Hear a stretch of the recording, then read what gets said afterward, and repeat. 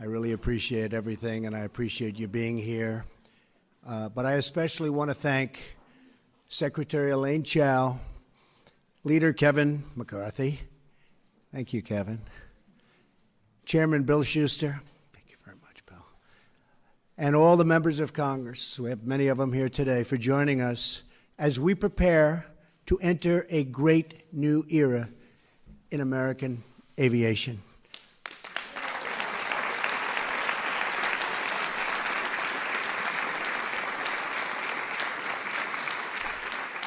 It's about time, too, I can tell you.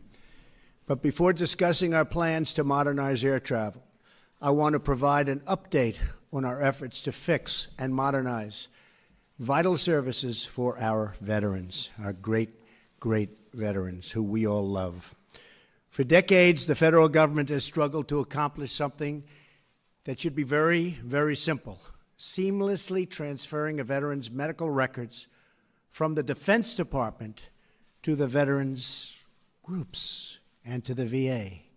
In recent years, it has taken not just days or weeks, but many months for the records to follow the veteran.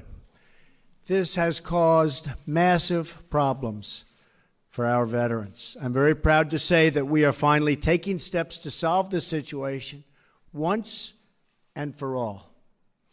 Secretary Shulkin announced this morning that the VA will announce and modernize its medical records to use the same system as the Department of Defense. No more complications.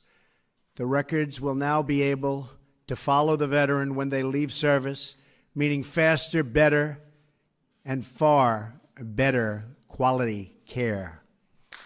This is one of the biggest wins for our veterans in decades, and I congratulate Secretary Shulkin for making this very, very important decision. Thank you, Secretary. Appreciate it. I appreciate it. He's done a great job. Stand up, Secretary. Where's Secretary Shulkin? What a great job. Thank you. Of course, there is still much work to do, but for today's action, it shows the determined leadership and what it can accomplish. Great, great reform. So again, to David Shulkin, thank you. To all of our veterans who have served this nation, a very, very special thank you. This is truly wonderful, really monumental reform. So important for our veterans, but it's just the beginning. We're here today to discuss another issue that has gone unsolved for far too long. For too many years, our country has tolerated unacceptable delays at the airport, long wait times on the tarmac, and a slowing of commerce and travel that costs us billions and billions of dollars in lost hours and lost dollars themselves. Today, we're proposing to take American air travel into the future, finally, right? Finally. It's a long time.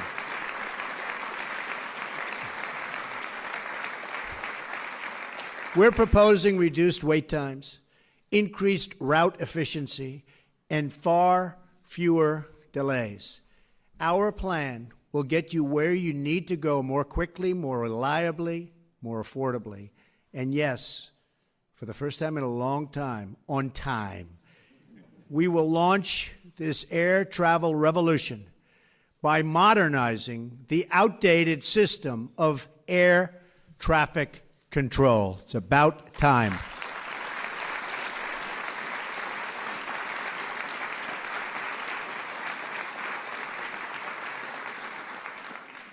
Since the early days of commercial air service, the federal government has owned and operated the United States air traffic control system.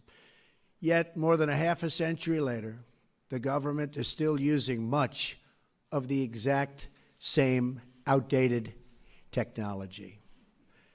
At a time when every passenger has GPS technology in their pockets, our air traffic control system still runs on radar and ground-based radio systems that they don't even make anymore. They can't even fix anymore. And many controllers must use slips of paper to track our thousands and thousands of planes that are up in the air. Our air traffic control system was designed when roughly 100,000 people flew at our airports each year. We are now approaching nearly 1 billion passengers annually.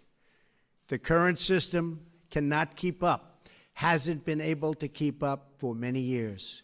It causes flight delays and crippling inefficiencies, costing our economy as much as $25 billion a year in economic output. We live in a modern age, yet our air traffic control system is stuck painfully in the past.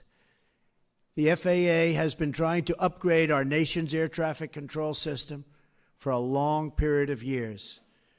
But after billions and billions of tax dollars spent and the many years of delays, we're still stuck with an ancient, broken, antiquated, horrible system that doesn't work. Other than that, it's quite good. The previous administration spent over $7 billion trying to upgrade the system and totally failed. Honestly, they didn't know what the hell they were doing. A total waste of money, $7 billion plus. It's time to join the future. That is why I'm proposing new principles to Congress for air traffic control reform, making flights quicker, safer, and more reliable. Crucially, these reforms are supported by air traffic controllers themselves. They're the ones that know the systems that they want. They know it better than anybody. And we have people that don't even call them in the past, but now we call them. I'm also proud to be joined today by passenger advocates, pilot unions, and leaders of airlines and cargo companies who strongly support our new framework and our bidding process. And we're bidding, ideally, to one great company. There'll be many bids, but one great company that can piece it all together. Not many companies all over the United States, like in the past, when they came time to piece it together, it didn't work. They were all different systems. We threw away billions and billions of dollars. I am very grateful that every former FAA chief and chief operating officers and 3 former transportation secretaries, Jim Burnley, Elizabeth Dole, and Mary Peters, stand with us today. Thank you.